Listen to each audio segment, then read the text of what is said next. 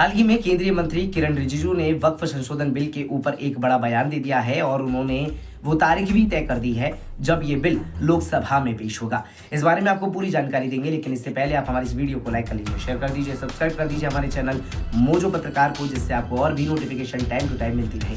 नमस्कार, स्वागत है आपका मोजो पत्रकार में। मैं हूं आपके साथ उद्देश्य मंगल।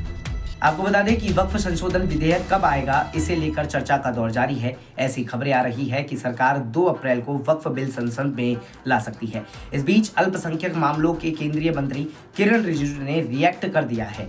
उन्होंने कहा कि मेरी सभी से अपील है कि जब हम संसद में वक्फ संशोधन विधेयक पेश करने की तैयारी कर रहे हैं तो हमें सदन में बहस और चर्चा में हिस्सा लेना चाहिए। संसद के बाहर रिकॉर्ड संख्या में परामर्श और विचार विमर्श हुए हैं। इस बिल को लोकसभा में लेकर कब आ रहे हैं ये हम बता देंगे, लेकिन इसी बीच आपको ये भी बता दें कि केंद्रीय मंत्री ने लोकसभा में ये बिल पेश होने की तारीख भी तय कर दी है। जी हाँ, वो तारीख है 2 अप्रैल 2025, जिसमें 8 घंटे की बहस के दौरान ये बिल लोकसभा में पेश किया जाएगा।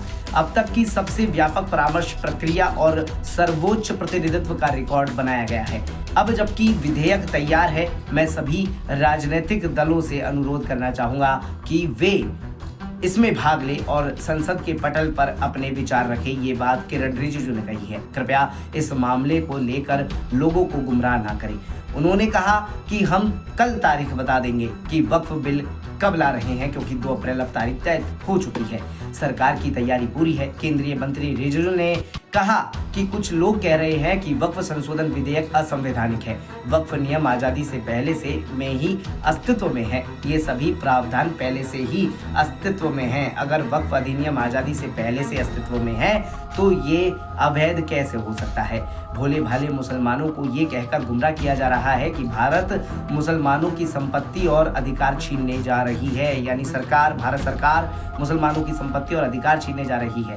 कुछ लोग ये भी फैला रहे हैं कि हमारे समाज और राष्ट्र के लिए बहुत हानिकारक हो सकता है ये बिल।